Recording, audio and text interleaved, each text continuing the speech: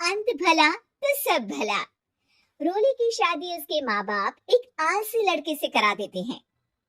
चलो, रोली की शादी हुई और हमने गंगा नहाई। और क्या, बेटियां तो होती ही हैं बोझ। हाँ, पर अब क्या चिंता, उतार तो दिया बोझ तुमने, अब वो लोग समझे। ससुराल में रोली का पति कहता है, देखो, मैं कोई काम नहीं करता, ये बात तुम्हारे मम्मी पापा को बता दी थी मैंने। अब जो किराया आता है दुकान का, उसी से घर का गुजारा करना है। कभी भूल से भी कोशिश ना करना किसी चीज की डिमांड की। क्या मम्मी पापा को पता था कि आप कोई काम नहीं करते? और क्या, बड़ा अच्छे से पता था। उन लोगों को तो तुम बोझ लगती थी, बोल रहे थे कि बस शादी कर लो और कोई मतलब नहीं है। रोली को ये सुनकर बहुत गुस्सा आता है, लेकिन करती भी तो क्या, क्योंकि वो जानती थी कि उसके माता पिता ऐसे ही हैं। जैसे तैसे रोली दिन काट रही थी। रोली को एक प्यारी सी बेटी होती है। धीरे धीरे वो बड़ी होती है और उसके साथ उसकी जरूरतें भी बढ़ती जाती हैं। सुनिए जी, अब तो सिमी बड़ी हो रही है, उसका स्कूल में दाखिला कराना है। मैंने अब तक तो जैसे तैसे समय काट लिया, लेकिन मैं बच्ची की परवरिश में कोई कमी नहीं रखूंगी। अरे क्या है यार, अब तो लगता है कोई ना कोई काम ढूंढना ही पड़ेगा। अब पति रोज काम की तलाश में जाता और बिना किसी काम के वापस आ जाता। रोली समझ जाती है कि पति के अंदर अब काम करने की क्षमता नहीं है। वो बेटी को उच्च शिक्षा देने के लिए कुछ करना चाहती थी, लेकिन करती तो क्या करती। एक दिन रोली की सहेली कहती है, रोली, मेरी कोई औलाद नहीं है। अगर तू मेरी औलाद को जन्म दे तो मैं तुझे तेरे मुंह मांगे पैसे दूंगी।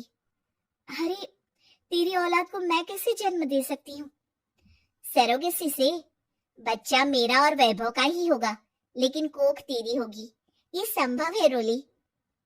रोली कुछ सोचकर कहती है, मुझे मंजूर है, लेकिन मैं इसका 2 लाख रुपया लूंगी।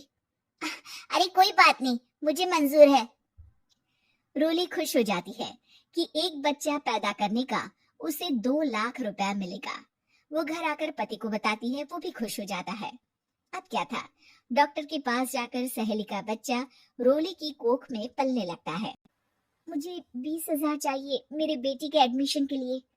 हाँ हाँ ठीक है, मैं उसके एडमिशन से लेकर सारे खर्चे उसके अकाउंट में डाल रही हूँ। रोली की बेटी का एडमिशन हो जाता है। रोली को लगता है कि वो अब सब कुछ ठीक कर देगी। दिन और महीने आगे बढ़ते हैं। अब एक दिन, एक बात कहूँ जी, काश इस बच्चे को मैं रख पाती। मैं अब इससे काफी जुड़ गई हूँ। अरे यार, पता नहीं किसका बच्चा है, अपने पास है ना अपनी मुन्नी। हाँ, लेकिन अब मैं भी इस बच्चे से जुड़ाव फील करने लगी हूँ। लेकिन मैं ये जानती हूँ कि ये मेरा बच्चा नहीं है। दोनों की जिंदगी ठीक चल रही थी, लेकिन कहते ना कि सुख का पल ज्यादा लंबा नहीं होता। एक दिन रोली की सहेली का फोन आता है। रोली, मुझे अब ये बच्चा नहीं चाहिए, मैं अपने पति को छोड़ रही हूँ। अरे लेकिन मुझे पैसों की जरूरत है, बच्चा तुम्हारा है, मैं क्या करूंगी?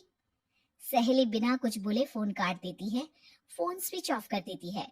लेकिन रोली के जीवन का तूफान यही नहीं रुकता। रोली, मैं इतना भार नहीं उठा सकता। आज पढ़ाई का पैसा मांग रही हो, कल को शादी, कॉलेज और पता नहीं क्या क्या। मैं तुम्हें छोड़ रहा हूँ, अपनी बच्ची उठाओ और निकलो इस घर से। अरे पर मैं कर तो रही हूँ ना बच्चे के लिए काम, आप आराम से रहिए ना। क्या काम कर रही हो, देख रहा हूँ मैं। ये छोटा शहर है, यहाँ लोगों को बात बनाते वक्त नहीं लगता। तो मैं क्या करूं? ज्यादा पढ़ी लिखी नहीं हूँ, कैसे घर के खर्चे चलाऊं? और आप तो काम करना ही नहीं चाहते। हाँ, ना चाहता हूँ और ना ही करूंगा। रोली को पति की बात पर काफी गुस्सा आ जाता है। ठीक है, अगर मेरे जीवन में संघर्ष लिखा है तो वही सही। इस वक्त पति होने के नाते आपको मेरा साथ देना चाहिए था, लेकिन नहीं, आपने तो इस हाल में मुझे घर से बाहर निकालने की बात कह डाली। देखो, ये सारी फालतू की बातों के लिए वक्त नहीं है मेरे पास। रोली, जिसकी कोख में किसी और का बच्चा था और साथ छोटी सी बेटी, पति का घर छोड़कर रास्ते पर आ जाती है। रोली के पास मायके के सिवा दूसरा कोई रास्ता नहीं होता। अरे रोली कैसी है? कितने दिनों के लिए आई है? हमेशा के लिए माँ। वो माँ को सारी बात बता देती है। ओए लड़की, इतनी हिम्मत का काम कर लिया। अरे ना ना, यहाँ कोई जगह नहीं है। तुम तो अपना बोरिया बिस्तर उठाओ और निकलो यहाँ से। रोली के पास अब मायके का रास्ता भी नहीं बचता।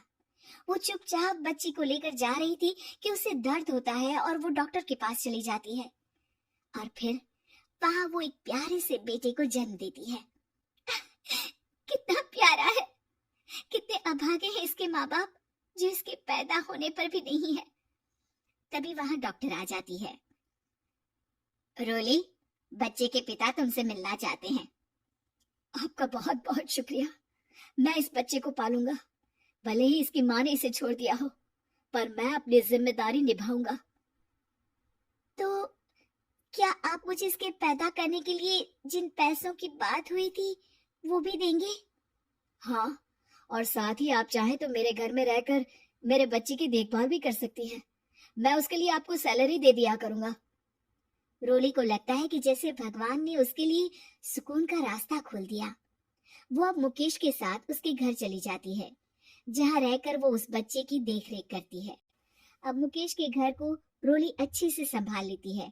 उसके लिए खाना बनाने से लेकर बच्चों की देखभाल और घर की देखरेख। धीरे धीरे मुकेश को रोली से प्यार हो जाता है।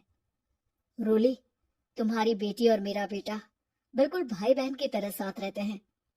हाँ, आखिर है तो एक ही कोख के बच्चे, अटैचमेंट तो होगा ही ना। रोली, तुमने घर और मुझे दोनों को संभाल लिया। ये तो मेरा काम है। आपने भी तो मुझे छत दी जिससे मैं अपनी बेटी की पढ़ाई और भविष्य के लिए पैसे जोड़ सकूं। अब रोली, क्या तुम मुझसे शादी करोगी? अब मैं जानता हूँ तुम्हारी भी शादी कुछ खास अच्छी नहीं रही।